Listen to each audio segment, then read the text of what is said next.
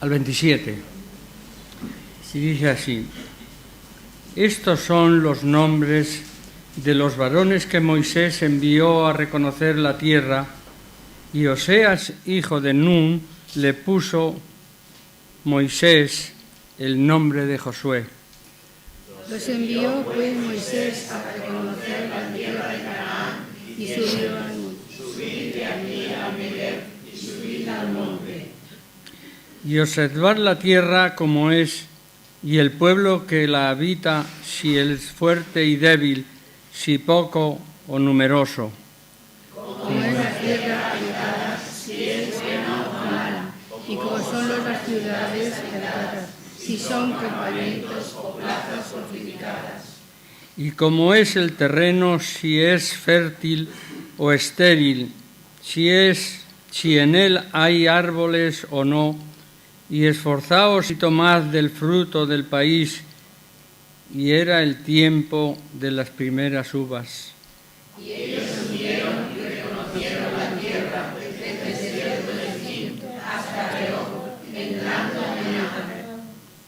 Y subiendo al Negev, y vinieron hasta Hebrón, y allí estaban Aimán, Sesai, Talmai, hijos de Anat. Hebrón fue edificada 7 años antes de Zoán en Egipto. Y llegaron hasta el arroyo de Escol, y de allí cortaron Samaria con racimo de uvas, el cual cayeron dos en un palo, y de las granadas de los enemigos. Y se llamó aquel lugar el Valle de Escol por el racimo que cortaron de allí los hijos de Israel.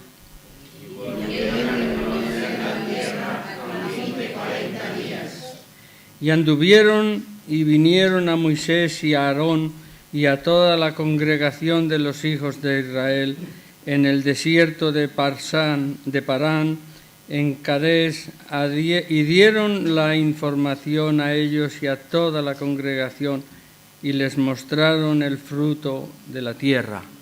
Hasta aquí. Nosotros llegamos a la tierra a la cual nos enviaste, la que ciertamente fluye leche y miel, y este es el fruto de ella. Hasta aquí la palabra. Pues gracias, Señor, por esta lectura, y te pedimos, Padre, que tú extiendas tu espíritu sobre todos nosotros, que bendigas al predicador, que le des palabra fácil, Padre, para que podamos entender, y, Señor, nos llene nuestro corazón de paz, de alegría, de saber más cosas de ti, que nos guardes en todo momento y bendigas todas las familias que en este momento estamos aquí y las que no han podido venir, Señor, por alguna circunstancia. Gracias, Padre, por todas las cosas, y también gracias por nuestros hijos, Señor. En el nombre de Cristo, amén. Amén.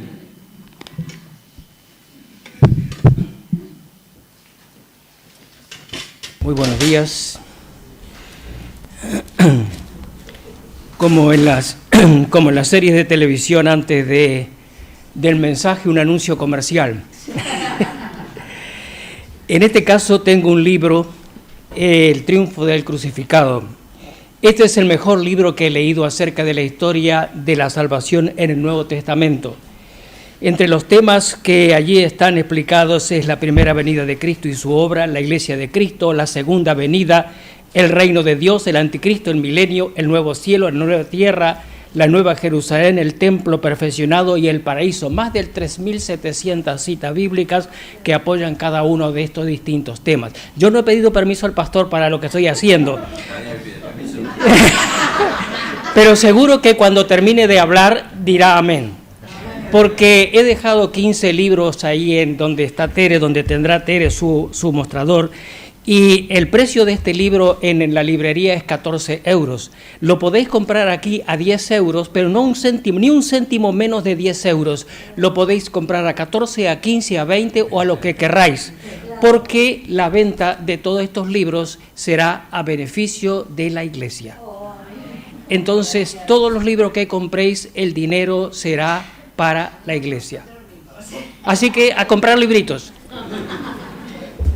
¿Verdad que está bien? Muy bien. No dijo amén, pero en fin, creo que está de acuerdo. Iremos por pintura. Muy bien. El tema que tenemos para hoy suena un tanto raro porque dice, ¿tiene la mayoría siempre la razón? Muchas veces nosotros nos enfrentamos en los distintos medios, en el periódico, de distintas maneras, con estadísticas, con ideas, pensamientos o lo que sea, información acerca de lo que decide la mayoría. Y muchas veces se toma como que, bueno, lo dijo la mayoría, así que por lo tanto debemos estar de acuerdo, o por lo menos refleja el pensamiento de prácticamente de toda la cantidad de gente.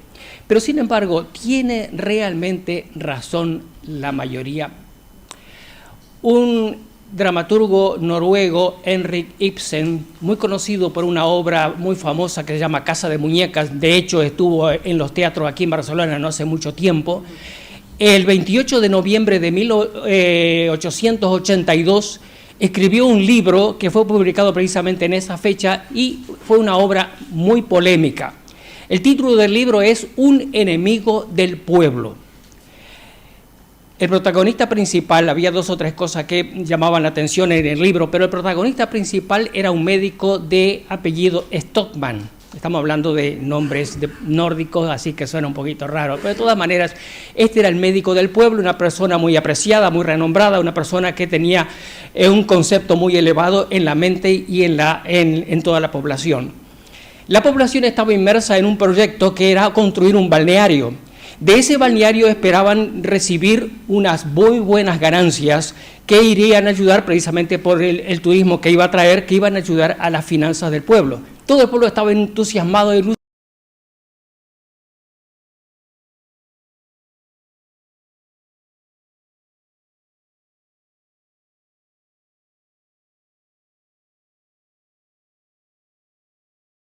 Pueblo que parara en el proyecto, que no siguiera adelante hasta llegar a una solución del problema. Se reunió el consejo, discutieron ampliamente el tema y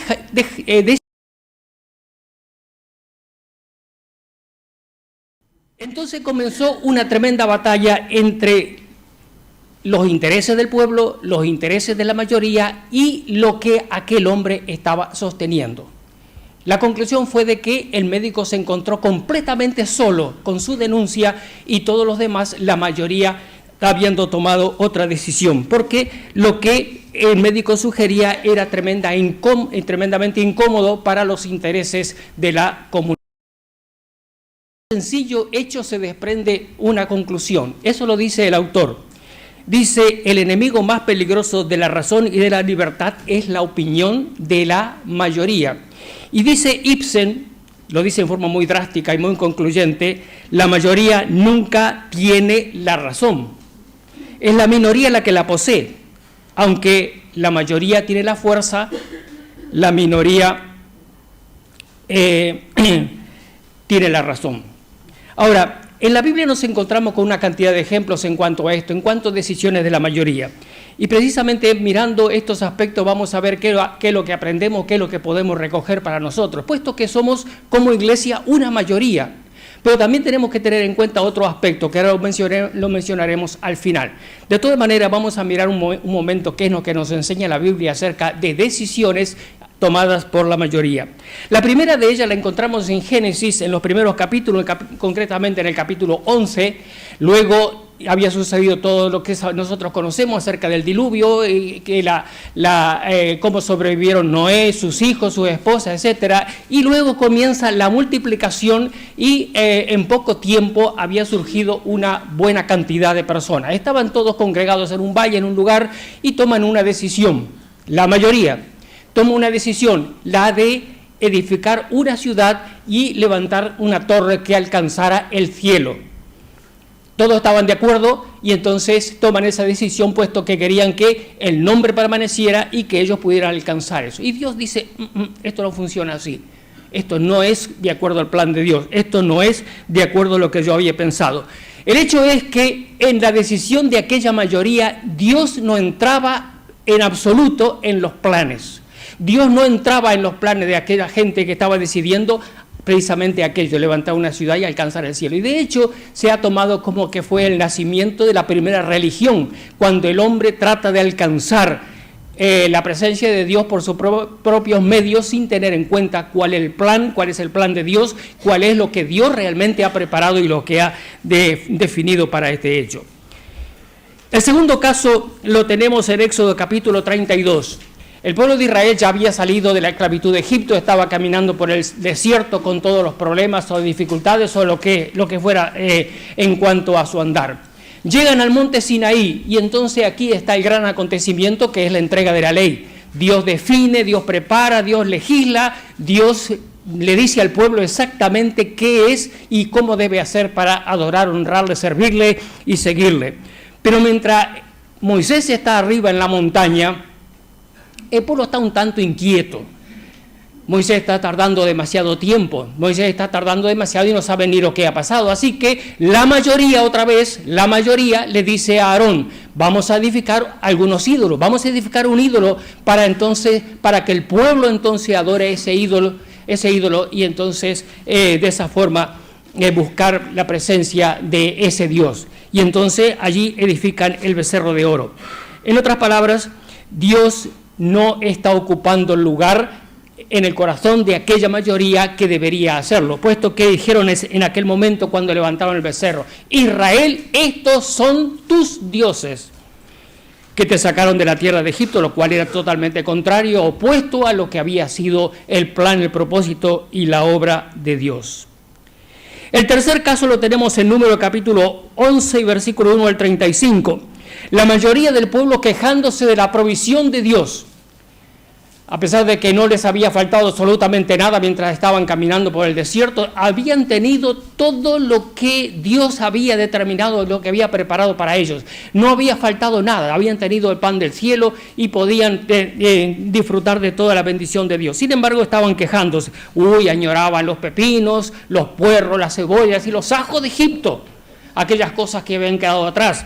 Estaban añorando, por así decirlo, el mundo del cual Dios les había sacado. Estaban añorando la esclavitud, estaban añorando el tiempo del látigo, el tiempo de estar atados a la voluntad de aquellos que les estaban esclavizando.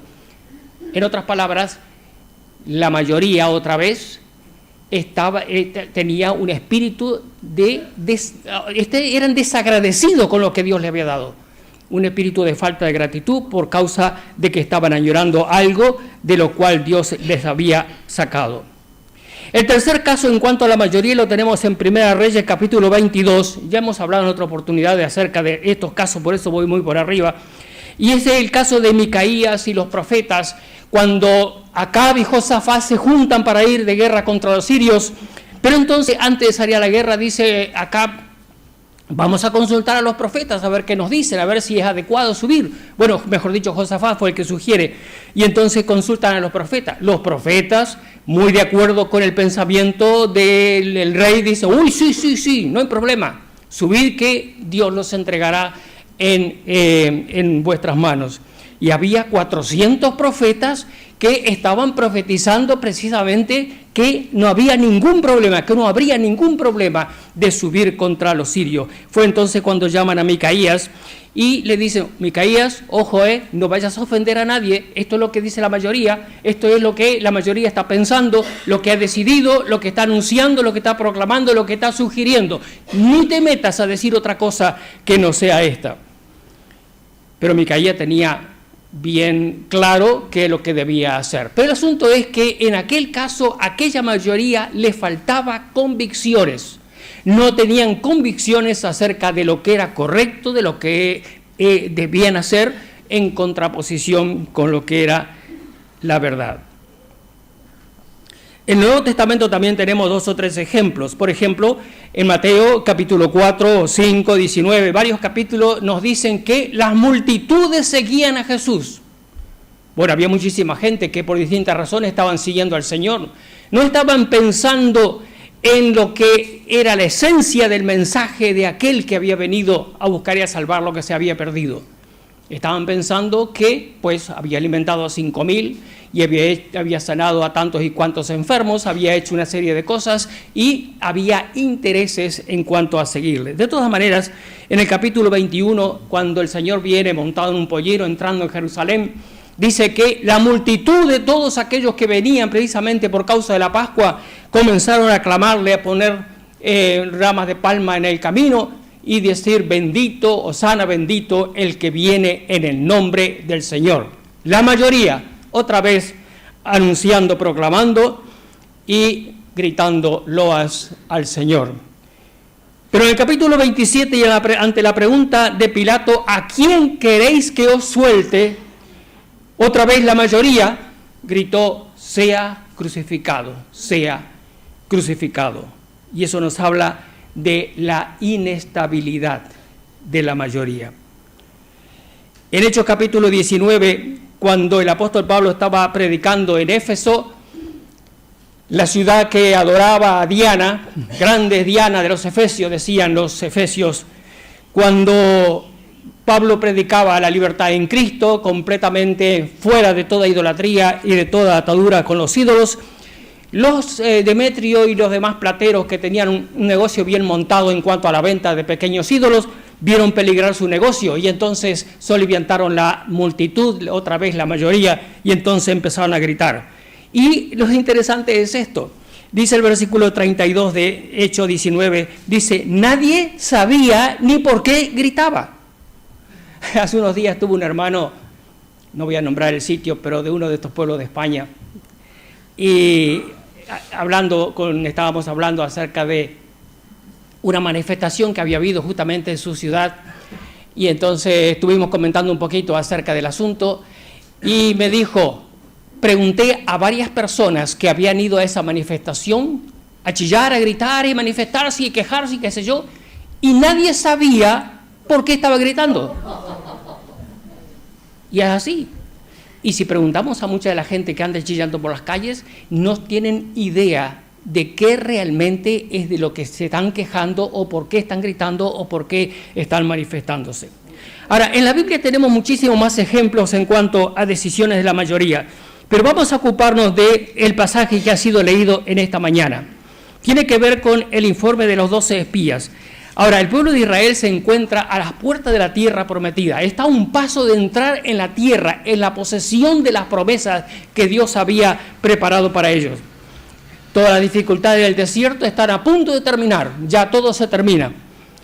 Y por eso Moisés anima al pueblo y le dice: Jehová tu Dios te ha entregado la tierra, la cual ha prometido a vuestros padres. Sube y toma posesión de la tierra. Porque como Jehová tu Dios te ha dicho, no temas ni desmayes. Ahora, con esa promesa cualquiera iría por delante y diría: ¡pah! ¡Qué nada! Adelante. ¿Verdad que sí? Yo creo que cualquiera de nosotros diría: pero con esta promesa nos conquistamos el mundo. Pero sin embargo el pueblo dice, hay otro pasaje paralelo, yo voy a ir leyendo en Deuteronomio capítulo 1, pero no tenéis necesidad de que lo busquéis. Pero en capítulo 1 y versículo 22 dice: y vinisteis todos vosotros y dijiste: enviemos varones delante de nosotros para que nos reconozcan la tierra. Ahora, no había dicho Dios que subamos y conquistemos la tierra porque Dios la ha entregado en nuestras manos. No ha prometido Dios que esa va a ser la tierra de la promesa. No lo ha dicho una y mil veces que subamos, que no desmayemos, que conquistemos. Vamos a enviar varones, vamos a reconocer la tierra, vamos a ver si es así realmente. Ahora, dado la magnitud de la empresa, uno diría: bueno, es razonable que lo hagan. Es una empresa bastante grande, bastante considerable, implica bastante riesgo, así que es razonable que se haga algo semejante. Bueno, muy bien, vamos a decir que sí, que tenían razón en este caso. Entonces, en el capítulo 13 y el versículo 18 está la indicación en cuanto a lo que debían hacer. Versículo 18 dice: observar la tierra como es, el pueblo que la habita, si es fuerte o débil, si es poco o numeroso, cómo es la tierra, si es buena o mala, cómo son las ciudades, versículo 20, cómo es el terreno, si es fértil, si es estéril, si hay árboles o si no hay árboles. En otras palabras, traed un informe bien detallado acerca de la tierra que Dios ha prometido o que Dios nos ha prometido. En otras palabras, la tarea era sumamente sencilla, solamente debían subir, traer el informe y entonces ellos ahora estarían preparados para lo que iban a hacer.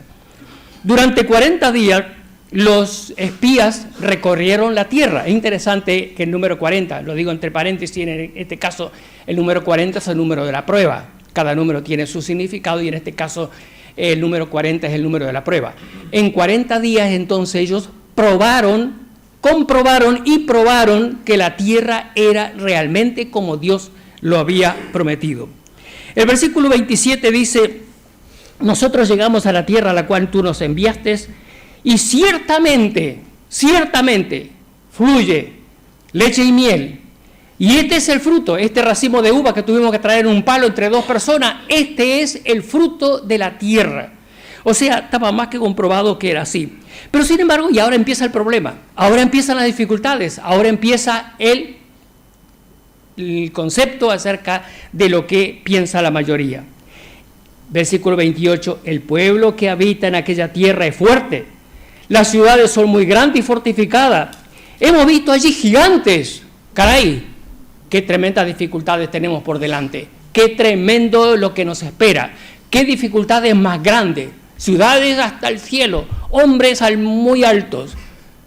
No vamos a poder hacer nada, nos van a destrozar, nos van a hacer papilla. Eso era lo que pensaba la mayoría. Había dos, sin embargo, que no estaban de acuerdo con este concepto, y eran Josué y Caleb, y dijeron: no, de ninguna manera, no vamos a asustarnos por esta condición, no vamos, Dios ha prometido, Dios lo ha dicho. Y dice el versículo 30 de este mismo capítulo: Caleb hizo callar al pueblo delante de Moisés y dijo: subamos luego, tomemos posesión de ella, porque porque más podremos nosotros que ellos. Y el capítulo siguiente y versículo 9 dice: no sé, rebelde contra Jehová, ni temáis al pueblo de esta tierra, porque nosotros los comeremos como pan y su amparo se ha apartado de ellos, y con nosotros está Jehová, no los temáis. Pero la mayoría es la mayoría, y entonces aquí una trifulca tremenda, un enfrentamiento increíble, y entonces nos encontramos o concluimos este pasaje con 10-2, por lo que realmente era una situación bastante complicada. Lo que realmente nos interesa saber en este caso es, y lo que debemos aprender es, qué fue o qué actitud tuvo la mayoría cuando tomó tales decisiones. Y miremos para ir mirando qué es lo que se aplica a nosotros, qué es lo que debemos evitar, qué es lo que tenemos que tener en cuenta. Porque somos también una mayoría. También somos una congregación que es una mayoría. Y cuando miremos hacia cosas que debemos hacer, decidir, cosas que debemos nosotros dar una palabra, debemos tener también presente algunos aspectos de lo que nos dice la Biblia para que no caigamos en el mismo problema, para que seamos atentos y seamos conscientes de cuál es nuestra responsabilidad. En primer lugar, uno de los primeros problemas que se ve aquí en este caso lo dice bien claro el capítulo 14 y versículo 9. Dice: rebeldes contra Dios. La primera cosa que se ve aquí es que había un espíritu de rebeldía hacia lo que Dios había determinado. El capítulo 9 y versículo 23 de Deuteronomio dice: cuando Dios os envió de Cades Barnea diciendo: subid y poseed la tierra que yo os he dado, fuisteis rebeldes al mandato del Señor tu Dios y no le creíste ni obedecisteis su voz. La rebeldía se concreta en este sentido, rebeldía hacia Dios y su palabra. Trasladémoslo al sentido actual y miremos con mucha atención el hecho de que precisamente ese fue uno de los grandes problemas de esta congregación, de esta mayoría, rebeldes hacia Dios y su palabra.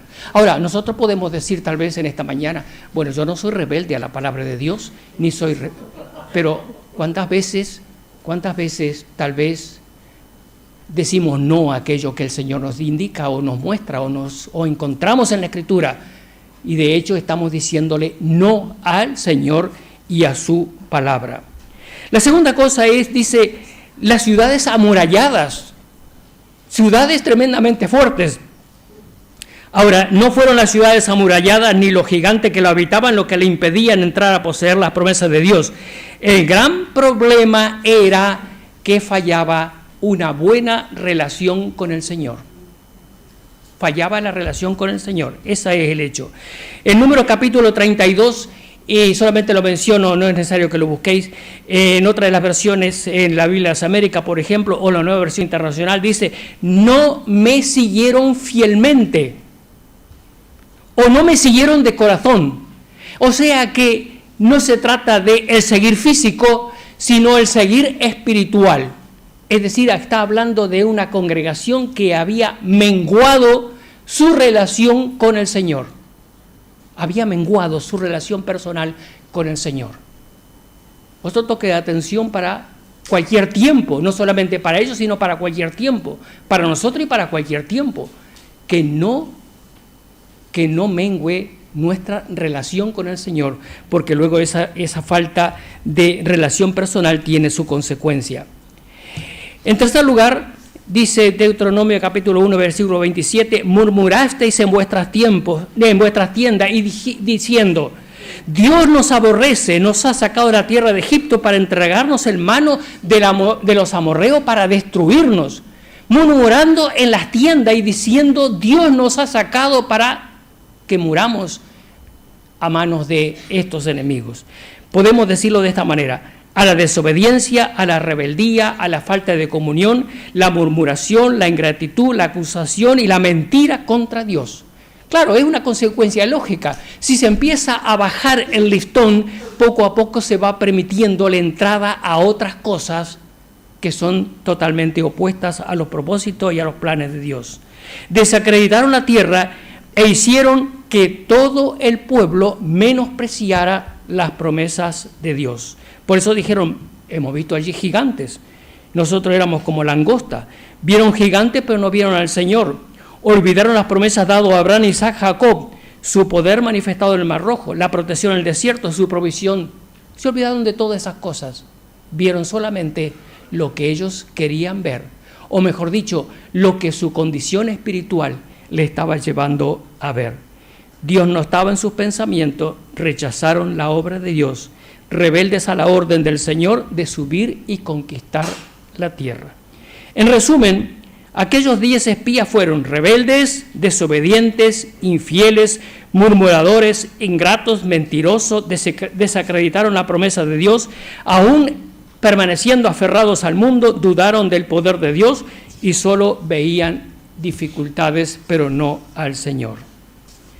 La mayoría no siempre tiene la razón, puede tenerla, pero también puede estar equivocada. Pero sí debemos cuidarnos, como mayoría, de no caer en los mismos errores. Ahora miremos un poquito qué pasó con la minoría, con aquellos 2, porque también la mayoría está integrada por minorías. O sea, si bien es cierto que esta congregación es una mayoría, está integrada por individuos, por minoría, y de ahí que debemos tener en cuenta qué es lo que pensaba la minoría para que entonces podamos contagiar a la mayoría. Y eso realmente es importante. Ahora, en el caso de Josué y Caleb se encontraron en una situación bastante complicada, bastante difícil. No es fácil enfrentar a una cantidad de gente cuando todos están pensando de una manera y ellos con un pensamiento distinto. A tal punto de que la mayoría habló de apedrearlos por causa de que estaba en contra de lo que estaban pensando. Ahora, en estos 2 hombres encontramos, por supuesto, algo completamente opuesto, y esto es precisamente lo que debemos nosotros cuidar de que forme parte de nuestras vidas, porque esa es la parte importante, porque de esa manera tú, yo, el que está al lado, el que está más allá, contagiaremos y haremos que en la mayoría haya ese pensamiento, si todos pensamos precisamente como aquellos. ¿Cuál era lo importante? Había, en primer lugar, lo opuesto a aquellos. Había una estrecha relación con el Señor. Y eso es la parte, el quid del asunto, lo más importante, lo fundamental, lo que debe formar parte de cada una de nuestras vidas, lo que debe realmente primar en nuestra relación personal, lo que debemos cuidar, pero como lo más importante, lo fundamental, la buena relación con el Señor. Tú, yo y todos los que estamos aquí. Y entonces haremos que la mayoría piense que lo importante y lo fundamental y lo más importante para cada uno de nosotros es la buena relación con el Señor. Ahora, en segundo lugar, el informe de aquellos dos estaba cimentado en su fe en el Señor y en la indiscutible confianza que Dios cumpliría, pero sin preguntárselo, que Dios cumpliría lo que había prometido. En número 14:8, ya lo hemos leído, dice, Dios nos introducirá en esta tierra. No había duda en cuanto a lo que Dios iba a hacer, y Dios nos las entregará. O sea que la fe de ellos estaba cimentada precisamente en el conocimiento que tenían de Dios. Dios no puede negarse a sí mismo. Dios tiene una sola palabra. Dios nos ha prometido esta tierra y nos va a entregar esta tierra. Eso es confiar enteramente en la palabra de Dios. El capítulo 32 y versículo 12 de Números también dice otra cosa acerca de estos. Dice que fueron fieles en seguir al Señor. Ya tenemos tres cosas importantes, ¿verdad? Tenemos una perfecta relación con el Señor, tenemos en segundo lugar una fe indiscutible en lo que Dios ha prometido, y ahora tenemos la tercera cosa, que es fidelidad en seguirle. Seguir al Señor es realmente lo más importante. La cuarta cosa era que estos hombres tenían convicciones firmes, en contraposición con aquellos que estaban cambiando una y otra vez de acuerdo a la circunstancia. Hombres con convicciones firmes que no tuvieron en poco enfrentar a aquellos que eran tremendas dificultades. Subamos y tomamos posesión de la tierra. No se dejaron influenciar por las circunstancias, porque su convicción estaba firmemente cimentada, y en el caso nuestro, en la roca eterna, que es Jesucristo. Ahí debe estar nuestra convicción, ahí debe estar el cimiento de nuestra fe, y sobre él debemos levantarnos para decir, no temáis, para decir a quien sea, no temáis, poseamos las promesas de Dios, no mirándonos a nosotros mismos, sino en lo que Dios va a hacer. Eso es la enseñanza de esta historia, mayoría y minoría. Aprendemos tanto de la mayoría como de la minoría. Aprendemos de los errores de la mayoría, pero también aprendemos de lo que son las conquistas de la minoría. Pero como dije hace un momento, la mayoría está integrada por un montón de minorías, y que cada uno de nosotros podamos realmente alcanzar esas promesas que Dios ha puesto delante de nosotros, y de esa forma hagamos que todos juntos seamos una mayoría que honre y glorifique al Señor. No importa si son 10 contra 2, 400 contra 1 o quien sea la cantidad. Lo que importa es que nuestras convicciones estén firmemente cimentadas en la verdad inconmovible de la palabra de Dios. Amén.